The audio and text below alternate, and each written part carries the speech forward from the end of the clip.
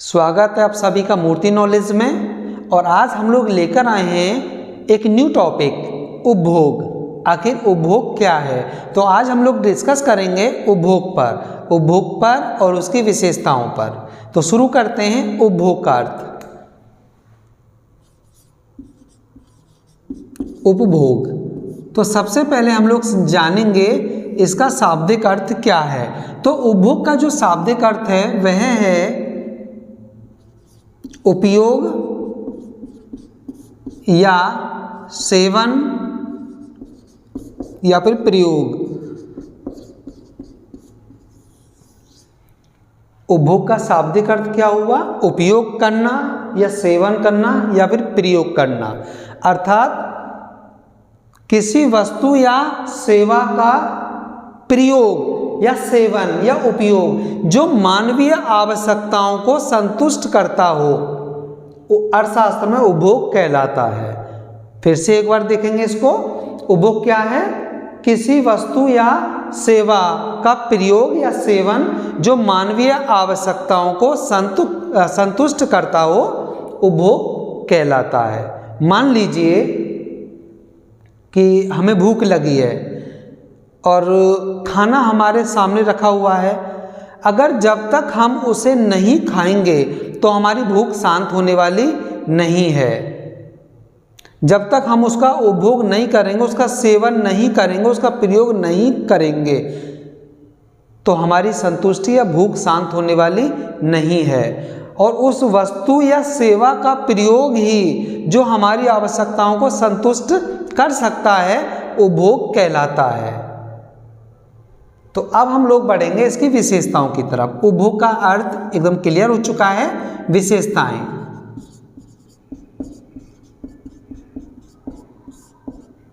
पहली विशेषता है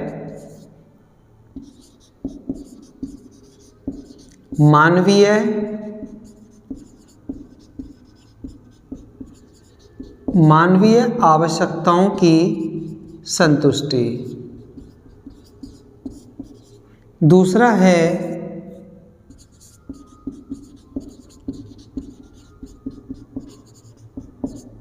आवश्यकताओं की प्रत्यक्ष संतुष्टि।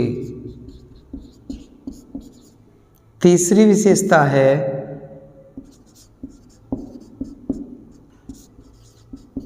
उपयोगिता का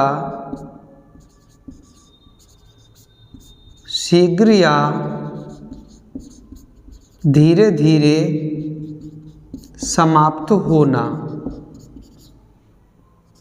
चौथी है सेवाओं का उपयोग।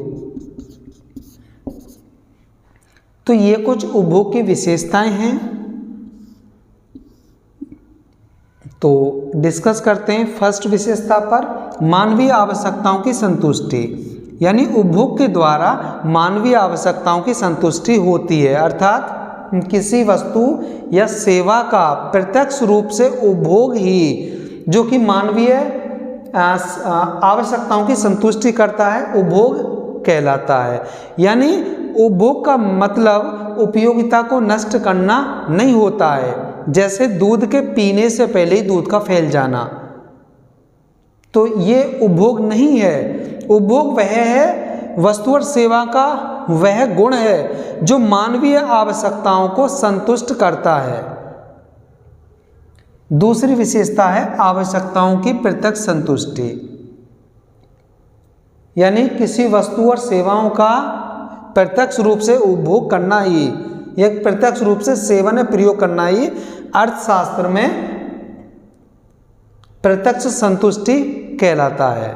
अर्थात जब हम किसी वस्तु का प्रत्यक्ष रूप से उपभोग करते हैं तभी हमें संतुष्टि मिल सकती है। जैसे भूख लगने पर प्रत्यक्ष रूप से खाना खाना या रोटी खाना, जिससे कि हमारी भूख शांत हो सके। लेकिन जो कोयले का प्रयोग है, जिस पर रोटी तैयार हुई है, जिस पर खाना बना है, यानी कोयले का प्रयोग उपभोग की श्रेणी में नहीं आता है, बल्कि कोयले का प्रयोग उत्पादन के क्षेत्र में आता है। तीसरी विशेषता है उपयोगिता का शीघ्र या धीरे धीरे समाप्त होना। यानी कुछ वस्तुएं ऐसी होती हैं कि जिनके एक बार मात्र उपभोग करने से या जिनका उपभोग करने मात्र से उनकी उपयोगिता शीघ्र समाप्त हो जाती है। जैसे इसमें खाने पीने की वस्तुएं सम्मिलित की जाती है। दूसरी, कुछ वस्तुएं ऐसी होती हैं जिनमें उपयोगिता लंबे समय तक बनी रहती है, जैसे मेज, कुर्सी, पेन, पुस्तक आदि। चौथा पॉइंट है वस्तुओं का उपयोग, सेवाओं का उपयोग। जिस प्रकार वस्तुओं के उपभोग से मानवीय आवश्यकता की संतुष्टि होती है, उसी प्रकार सेवाओं के उपयोग से भी मानवीय आवश्यकताओं की संतुष्टि होती है, जैसे डॉक्टर, इंजीनियर, वकील, अध्यापक आदि।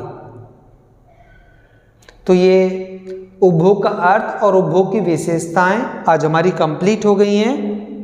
नेक्स्ट वीडियो में लेकर आएंगे नेक्स्ट टॉपिक।